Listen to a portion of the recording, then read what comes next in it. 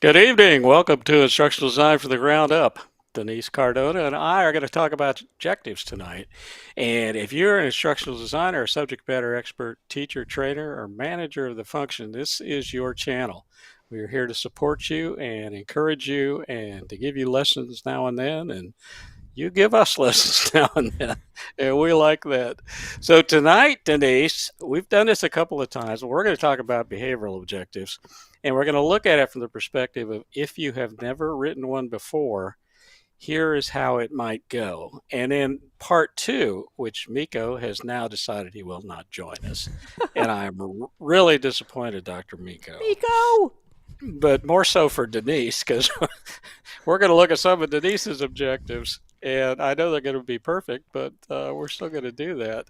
So, Denise, what do you think? How important do you think objectives are in what we do? The timing of this couldn't have come any quicker, any more appropriate because I just went through a training course, a 2-day training course, and it was entertaining and fun, educational, not in the ISD lens. And here's what I mean. The course, because now that I have studied ISD and I've applied it to curriculum that I've developed and facilitated, I look at training courses in a whole different way than I ever used to. I used to go to training courses and wonder why does this not feel it's just not, doesn't feel right. But I never understood why. I just knew that I'd get bored at training sessions. Very, very rarely have I ever showed up to a workshop or a training session and felt like I got something out of it. I've been to many. I mean, in my job, in my line of work as a marketing person, I'm going to conferences every year that are week-long conferences, and I have listened to countless workshops, presentations, master classes, and I always feel this level of disappointment unless it's been facilitated by somebody who seems to know what they're doing. And it's during those moments when I'm sitting there in an audience as a learner and somebody right from the very get-go has got my attention and makes me feel like this is going to be worth my while. I can sit here for an hour or 6 hours because this person has just placed me in that position where they've shown me what I'm going to learn, and they've actually communicated that to me. Revolutionary, but it's something that doesn't happen often. And so this past weekend it was the same thing. I went to this 2-day workshop for something and I felt disappointed with it because I had no idea going into it what I was actually going to learn. I had an idea, but I wasn't told. There were no objectives. There was no game plan. It was just kind of like off the cuff training. And a lot of it was just off the cuff talking just very anecdotally. And I felt a little bit like my time was wasted.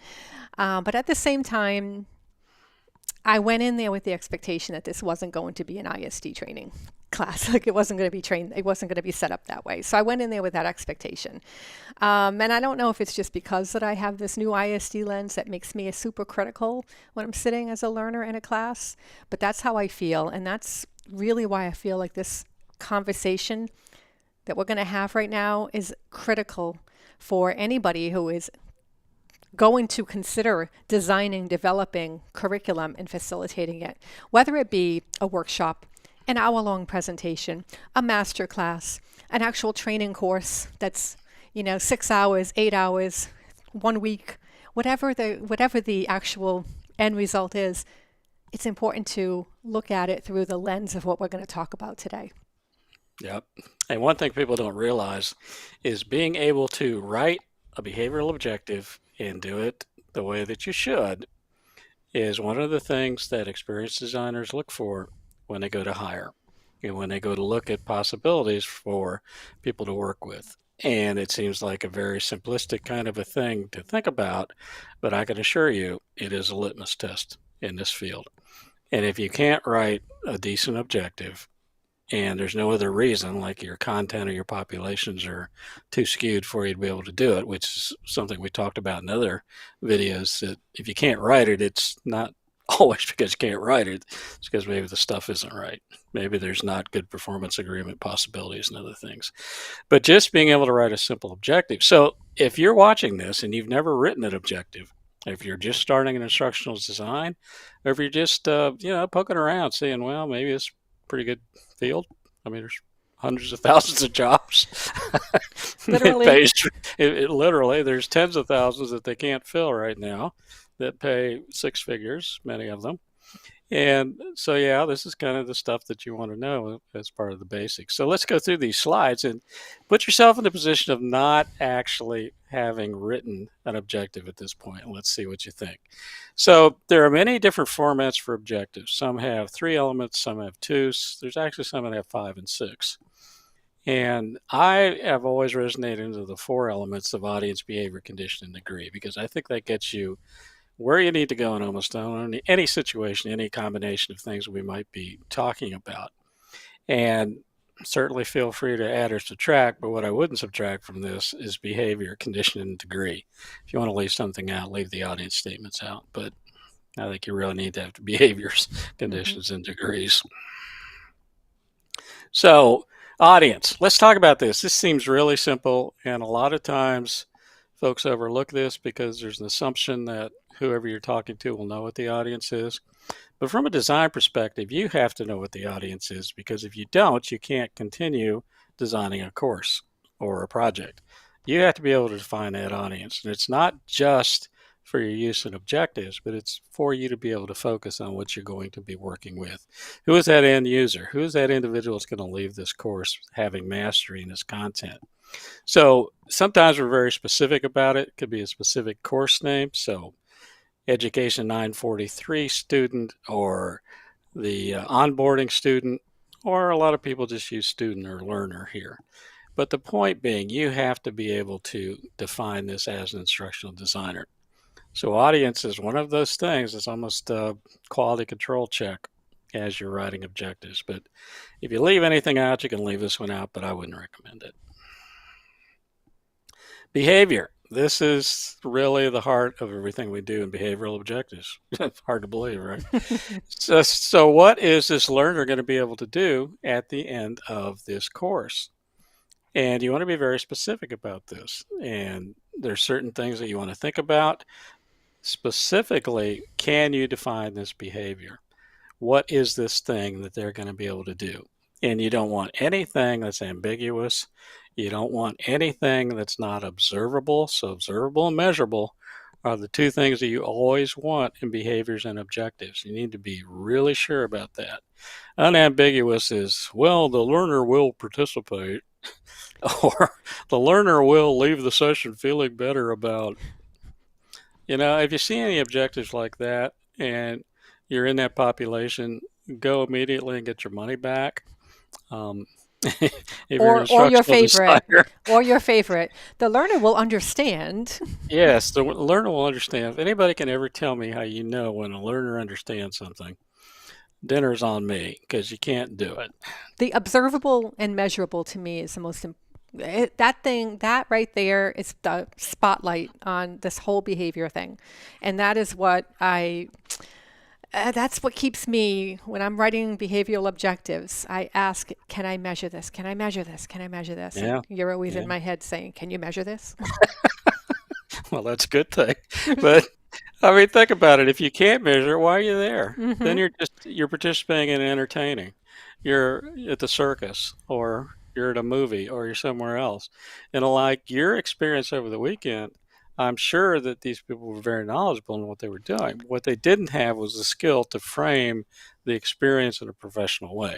Right. And I'd have to say that 90% of the folks out there can't do that. They're Hmm. unable to. That's why instructional designers are so valuable and paid so well, is because we define all of these experiences. So some examples should be Oops, able sorry. to, Let me yeah, go I know, back. Let me go yeah, back. should, Sorry. Skip yeah, over. it's okay. We're live. Should be able to recite the alphabet. Okay, should be able to doing something specific.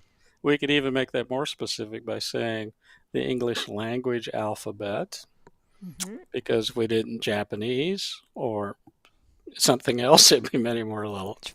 It'd be much longer, right? So we'll be able to lay one row of brick to the line. So my bricklaying brothers and sisters will know that one. Must be able to list paperwork required for registration. So on and on and on, 10 million different objectives written every year. And this is how the good ones are written. Hmm. You can measure each one of those. You can Yeah. So when observe you go each to one of those. mastery, you can find out very specifically if a learner can reach mastery on these. Hmm. So conditions. So these are the givens. So what are you going to provide for a learner to be able to go through the process of learning and then try to display mastery? And why conditions are so important is because something we call performance agreement, which is not part of this video. We have other videos that talk about performance agreement.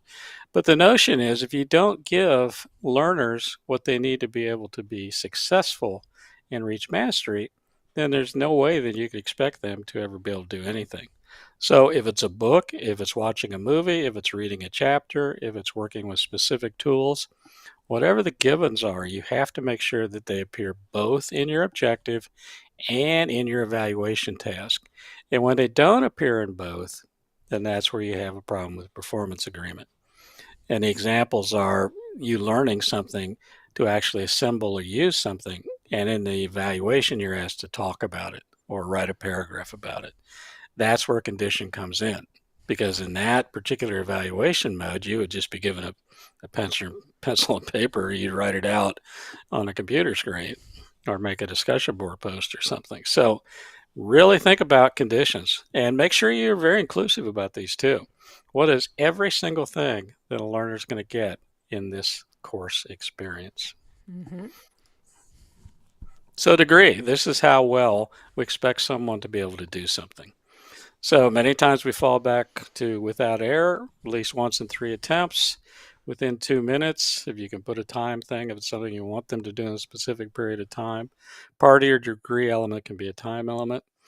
As required for certification, so you need to be able to get an 80 or better percent on a test before you qualify for certification. Degrees are all over the place. You want to be very careful about using percentages because many times the percentage math doesn't work. And if you've never had that experience as a designer, try to say, well, you need to be able to get 80% or better, but you don't really set it up so they can get 80% or better. Oh, What if you right, only what if you only have 3 questions? right. I mean, it's just and timing too.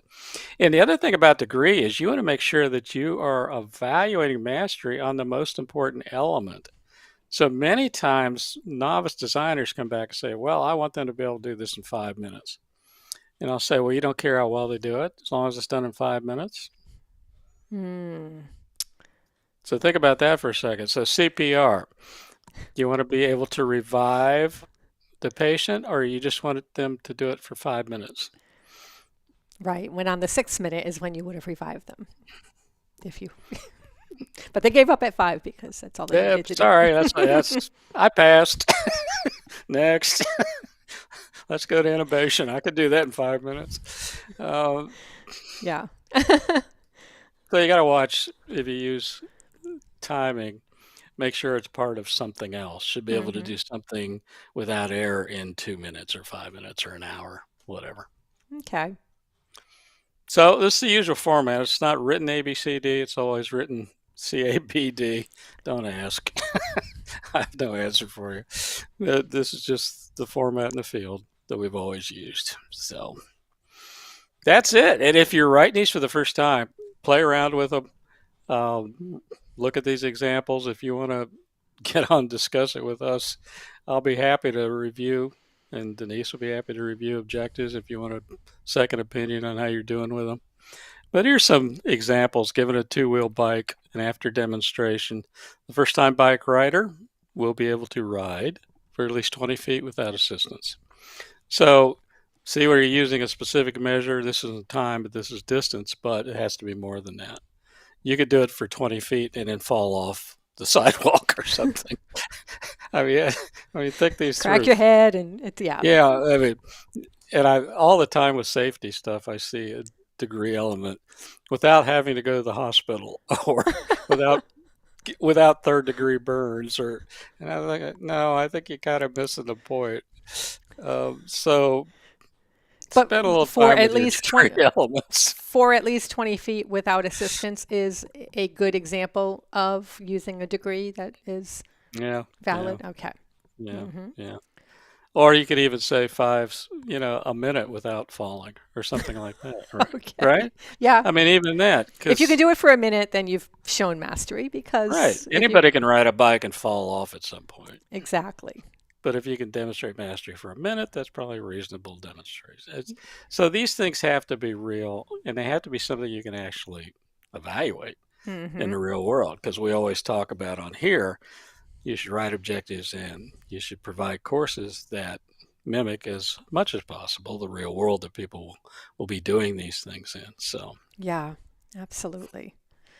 So this is an example of how it would be actually written in a that's what it would look like. paragraph.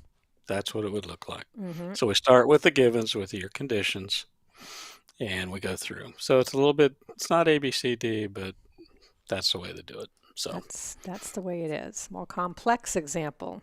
I remember this Metro fare card. I think you had this. You showed this to me in the first class I took with you. I probably did. Hmm. Yes, and it was a very good example here. So Everything's. given a valid Metro fare card, and this is with conditions.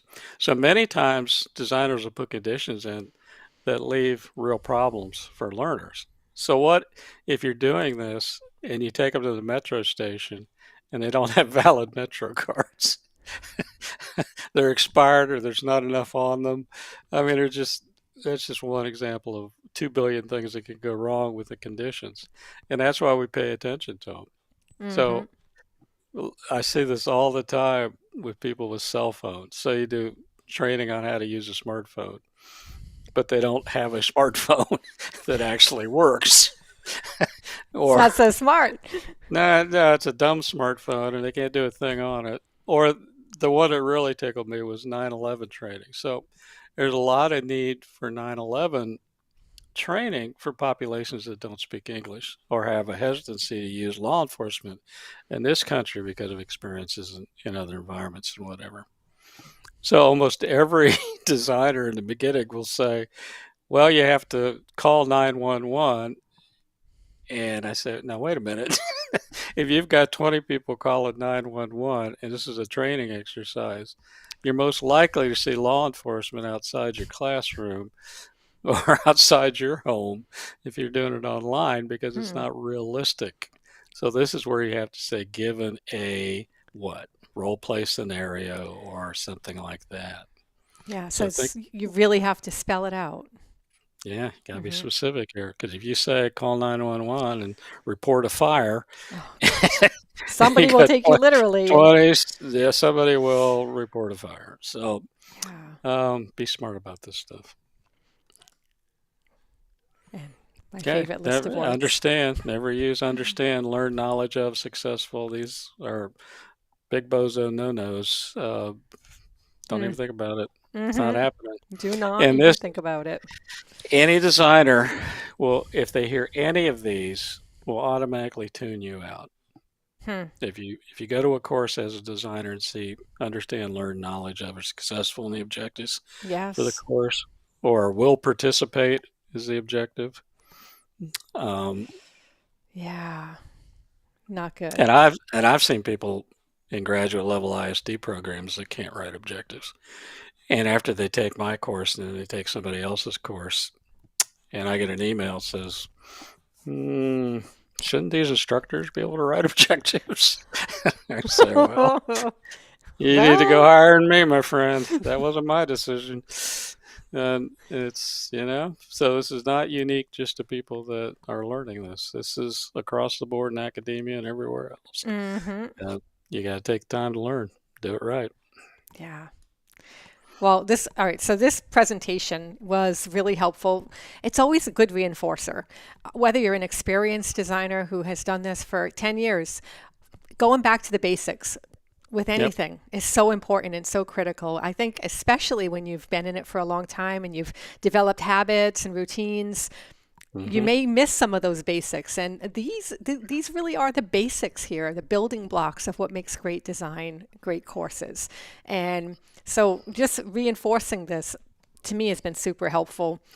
And of course, preparing myself, I'm going to be doing I'm developing some courses right now, designing them, the lesson plans at the moment, because I'll be facilitating them in the summertime. I've got a master class and a presentation that I'm doing. And so I decided to today, well, not today, but this past week, I decided to start writing the lesson plan for one particular presentation I'll be doing. And I'm doing it with an ISD lens. It's not necessarily a workshop or anything for certification for the learners. They go into a conference and they're going to sit in on. I'll have 50 minutes to That's give them a tough. presentation and help them to gain some mastery over gain mastery over the objectives that I've set for this. It is a challenge, but here's the thing. Now that I've been studying ISD and applying it in my work as a professional, I think it's important, even if it is just an hour-long presentation, You to have to. still design it with ISD in mind, because You have to. I keep hearing that I don't want to waste people's time.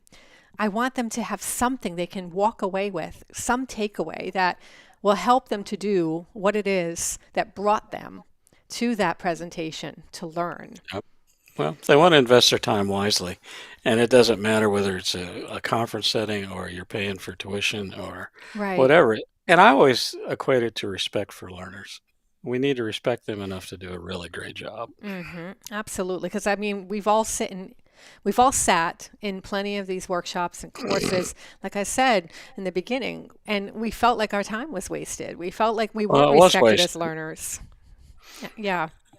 Yeah. Subject matter experts get a bad rap for not being good teachers sometimes and not being able to do things. Right. And a really good subject matter expert who is also a really good course designer is like 200 points out of 100. That's just the best of both worlds. Hmm. So even if you're watching this and have no intention of ever designing courses for anybody else, think about it for yourself. And it really makes a difference when you design this way. Even though you're the one that will teach it, even though you're the one that's doing all the work, you find out so much about where the weak spots are in your course when you Hmm. do just writing objectives. Yeah. And, stating that, it's really important too, I think, as professionals to always seek the advice of people you trust within the industry as well. So here I am. Of course, I trust Chuck implicitly. I mean, I always run things by him, by you, Chuck, because I really do.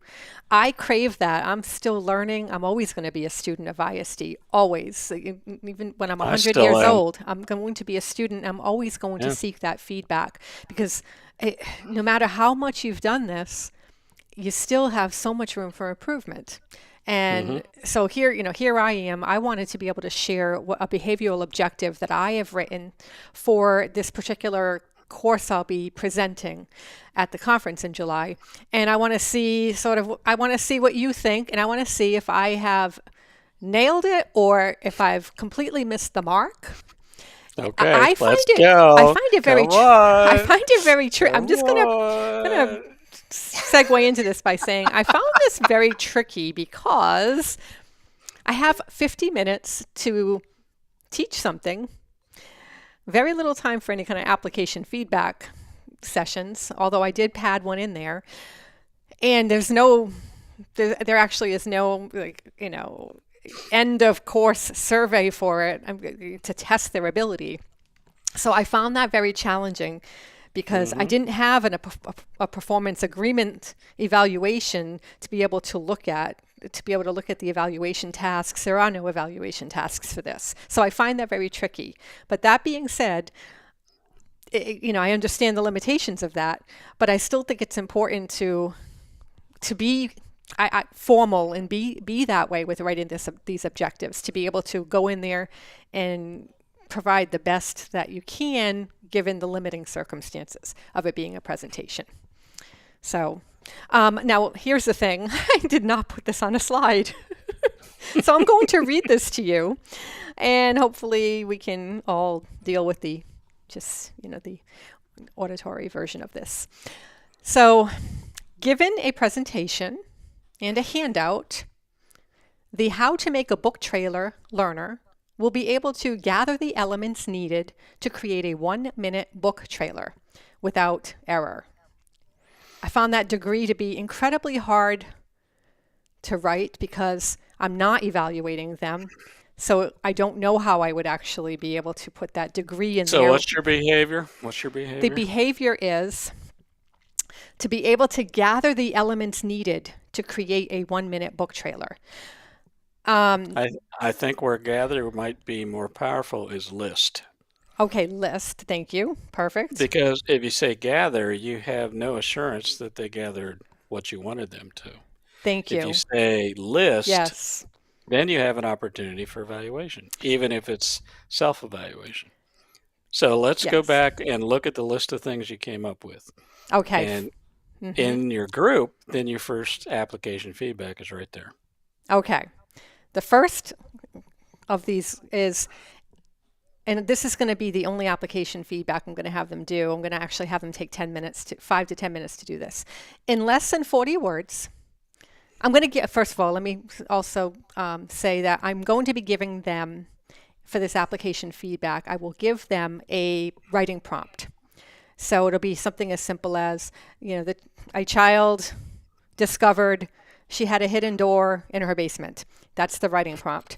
And then now their challenge is, in less than 40 words, write the question that your book answers by phrasing it with either, what if XYZ happened?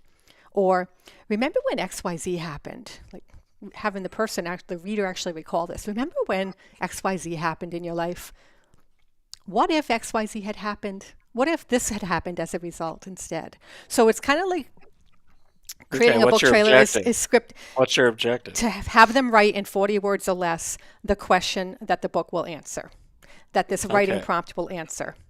And that So is the whole given, script of that is the whole script of their book trailer. That is the pinnacle. That is the most okay. critical part of their book trailer. All right. So Because, oh, you've yep, got interaction. okay. You've got application feedback. I see 2 opportunities already for that. Hmm. So I think you have more interactivity possibilities than what you may think. Right. But with Because 50 minutes, I'm limited with being able to stop and do but that. but you could do the first one in 5 minutes. Okay. What would your second one be? The one you just did. The first one would be list the things. You'd say gather, I say list. Hmm. Okay. And then you could just in 3 minutes you could have, okay, let me hear what you came up with. Hmm. And as a large group, then everybody could self-evaluate whether they had, in fact, come up with something legitimate, right? So that's your Right. first application feedback. Hmm. Your second is what you just said. Go through that process of 40 words or whatever your um, metric was for degree. Hmm. So there you got 2. And none Hmm. of those would require them giving you anything or you necessarily reviewing. You Right. could facilitate your way through peer review or peer review. Perfect. And you got more than 5 minutes in each, I doubt it. Okay. Now the next list, we'll be able to list the elements. So the next element is for them to list. I actually wrote the word write your 1-sentence synopsis of the story. Hmm. That would that would That'd be fine. they would have to Either way. list what their 1-sentence synopsis of the story is. So that's like the second part of their script. The Right. next is to list. I use the word gather, so I'm just going to say what I had and then we can correct it. Yeah, yeah. Gather testimonials from advanced reader copy audience, reviewers, publishers, beta readers, editors. Gather 1 to 2 testimonials that will give credibility Yeah, I to think the. gather's fine in that context. Sure. Okay. That's fine. Then write out your call to action. So, and I go on to explain what the call to action is, meaning give them examples, purchase Hmm. now, download now, find it on Amazon, things of that sort. That's their call to I action. I think you have all kinds of application feedback. Okay. Then I have them to list their URL or the name of the site that they want to send them to for purchase. So, download now, and then they have their website. So they just Hmm. list all these items because you're going to need them all when you're putting this book trailer together. Then I have gather your book image, your book cover image, and I give the technical specifications of what that should look like. Hmm. Gather the graphic elements. For example, what your logo. If they have a logo, Hmm. they would gather any graphic elements that brand them. Determine what font you'll use. Determine what music you will use, and I give them during this. I will give them resources of where to find this kind of stuff, and then decide if you're going to narrate it or if you're going to use written text or both. And finally, collect video footage or images to help tell the story. And again, I give them resources to do that. And I do like in Okay, the so how many things? How so I many have things? 11 things here. Okay, so your final evaluation of mastery could be list the 11 steps to be able to do this. That's your Uh, Gagne 8. That's evaluation. Have them Okay. list these. And even if they kept the list as you were going through it, what this is going to do then is Reinforce it. provide the secondary learning opportunity for moving this from short term to long term. Because you've talked about all these things, but if your evaluation, even informally, if you have them list all 11 things, then they go back through the 11 and there'll be one they missed or two they missed or they'll, well, I don't understand number 6. And you're going to start a discussion, but you've got all the elements of a course here. Okay. And in my lesson plan, of course, we always know this is the case. In my lesson plan, I wrote down how many minutes I thought would take, for each step. You start off with your, So multiply by 2.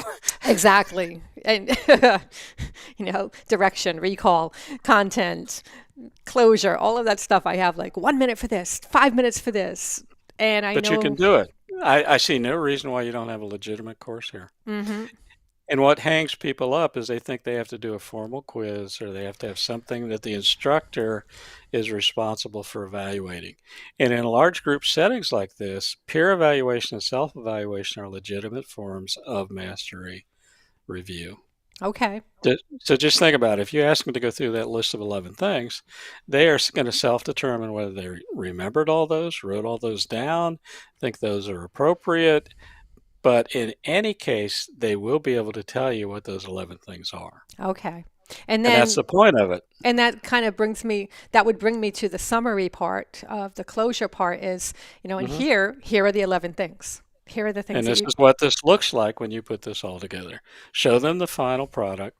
Also generalize the information if possibly you can. Now we're getting into Gagne and 9 events, but generalize how else they could use this information. So what else could you use this process for? Lots of things. You could use it for writing a book. I mean, you really could. Exactly. So what I've given Marketing you a book. today is not only how to do this specific thing, but think in more general terms about this process and how these 11 steps will get you to many other different kinds of very valuable outcomes. Which is so critical because one of the hardest parts for a writer is to put a marketing hat on after they've written a book. Yeah, it's not what they do. They have to come up with they have to come up with a summary, like a blurb, that elevator pitch when somebody asks you, what's your book about?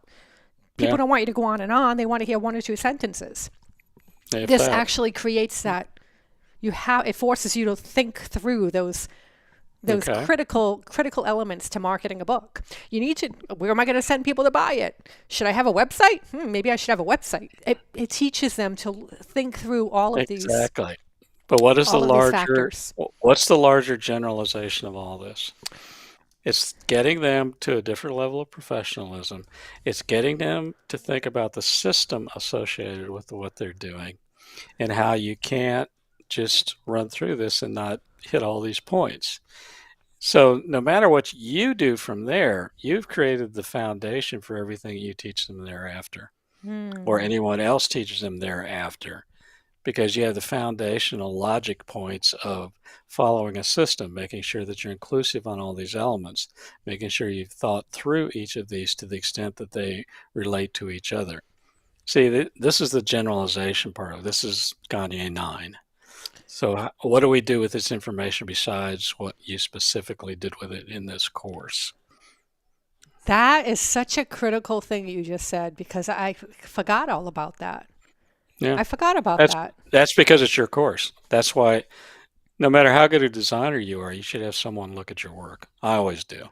Yeah, absolutely. I've been doing it for a couple months, but I still have people look at my stuff because sometimes I lose sight of it in the process. So in vitro, your product is different than what you externalize it to when you give it to your students and Hmm. your learners. So, Yeah. go to that next plane and say, okay, not only did we do these grade 11 things, but here's what this means to you in your career. Here's what this builds for you. It's the foundation of systems and logic and connectivity and how we move from one step to the other. And this applies to all the things we do as authors and marketers Mm. and provider of literary content. Wow. Yeah. That was a beautiful way to sum up what we just talked about. And with the closure, when I was writing that, I didn't It really fell think shallow, didn't it it? did. I was like, okay, Yeah. thank you for being here. I hope that you, Yeah, that's whatever, that's what blah, blah, everybody do. blah. And I Yeah, make felt sure like you I visit didn't, the bookstore. But yeah, like I no, felt like I didn't bring it home. And what you see, just this is said, another point. This is a professional design point. That's why you hmm, want people with master's degrees or you want people with master's certification in instructional design because they appreciate the fact that when you close off a lesson or a course, it's not about saying goodbye. It's about opening the door to what happens later. It's an advanced organizer for everything else they're going to learn in this content area, in this program, or with you as that instructor. hmm, So this is the ticket to everything else. And professional designers will look at courses, and if the last thing they do is say goodbye, then come on, yeah. you could do better than that. One other question I have, it's not really on behavioral objectives, but when you're presenting like this and you only have 50 minutes and you really want them, you really want to instill this kind of this knowledge, these objective points. What if there's no time for Q&A? I mean, is that a terrible thing if there's no time for Q&A? No, if Because, you have self-evaluation, see, Q&A to me, I seldom do it okay, because when you go through mastery, you've answered the questions. okay. You've told them what they need to know. You've Mm-hmm. given them now, how many opportunities to practice and for you or someone else to give them feedback. By the time you get to the end, Q&A is a different thing. Q&A is not about the content. Right. If there's something that they just don't show well in mastery, then you have a tool for that. So after this session, I will be here for half an hour. Come on up and we'll talk. Or if you're Okay. online, That you know, feels much better because I feel like people the will have some Q&A, questions, but I don't want to whenever, waste the time of this whenever I've done valuable. that, what happens is there's the question that has nothing to do with anything. Yes, it's always going to be, you know, And you don't have time to answer questions that don't relate to your content. right. And I So know don't, I can tell you what the questions would be. They're all going to be yeah. technical questions about how to actually create the book trailer itself, which I And say that's at the not what beginning. you're there for. Exactly, and I say that right up front. This course is not. We are not going to learn how to actually produce a book trailer. We're going to learn how to But list if the you items. ask, if an author like you making a presentation asks questions, you're going to get exactly what you don't want. Yeah. So Okay. a good course design is tight fit. Okay. It won't feel like it to learners, and they won't even realize they haven't had an opportunity to ask questions that have no relevance to the content. But what you'll do is you put the pressure valve at the end and say, "Okay, I could be here a while. Come up and chat." Yep. Okay. I love that. That feels good. Like because I will be able to. There'll Yeah, be buffer and time in lots of between things. sessions that I've done like that. I mean, sometimes I'm there hours, and that's Yeah. fine. I mean, I'm going that's to what be I'm there there for. 7 days, so they'll have plenty of time to ask me So I questions. think the largest group I ever did something like this was like 6,000. Oh wow. And so I'm going to take questions. Ixnay. Oh. Oh It's, yeah. This will be it's more. not I don't it's not know. Probably. happening, but it was I still Gagne's night six events, and it was thousand. still a lesson. Yeah, it was in a huge auditorium in Las Vegas. Wow. I did one in Reno that size too once. Yeah. So, I mean, you can do it. I'm not going to tell you I wasn't exhausted because the introvert in me just Oh yeah. The went to energy, planet the energy, went to planet nine. But the energy is besides, 6,000. I think I slept for 3 weeks. Oh But my God. Oh, I mean, yeah. but you could do it, and the point is a good design. It doesn't matter whether there's one student or 1,000 or 10,000. Yeah. Doesn't matter. I like how you explained it though, that when you're creating a course with ISD, all of those questions should be addressed within the actual core lesson anyway. Right. And That's if it's why you not, have we it. didn't do our job as an IDer. I mean, Well, we just, you didn't have a good instructional design. You didn't have the resonance with the content, yeah, but you also created a space for dissonance. yeah, And with large groups like that, you can't create that space. yeah, It's yeah. not disrespectful or anything else. It's just that you have a design that has a safety valve that's after your lesson. Safety valve after the lesson. I like that. Okay. So there, I feel you did good. good. I feel good. Yes, I'm very happy. And, Dr. Miko Nino, if you're watching this in the replay, don't worry. I held my own. You were going to have my Mako, back. Mako. I think I did okay. Well, you did terrific, but you did it on your own. So Miko is going to bring in some objectives too, and his old prof is going to. Mhm. He's on next week, I How much believe. is he on there? Oh, good, good. Yeah. We'll have fun with Dr. Miko. Oh, well, thanks so much, Chuck, for Of walking me through course. this, walking us all through this really important component to ISD. I feel more enriched and ready to go tackle more, Go do it. more instruction. And I'm Well, very and we're grateful going to to you for that. have we're going to have a follow up after you do this and present it, kind of a afternoon look back, Hmm. and we'll see how it goes. Yes. So this is behavioral objectives. This is Gandhi's 9 event of instruction. This is how to prepare for large groups with 50 minutes. Take the fear factor out. It doesn't have to be lecture. It doesn't have to be just talking. It can be an entire course, and you can do it with 10 or you can do it with 10,000, because I've done very large groups this way and I know it works. So take some confidence from that. Grow in the field. Ask questions. As always, put things in the comments if you don't agree with me, which is fine, and we'll discuss it. Or if you do have questions, or if you would like me to review some of your work, I'm happy to do that too. So, everybody, thank you for being with us. Thank you so much, everyone.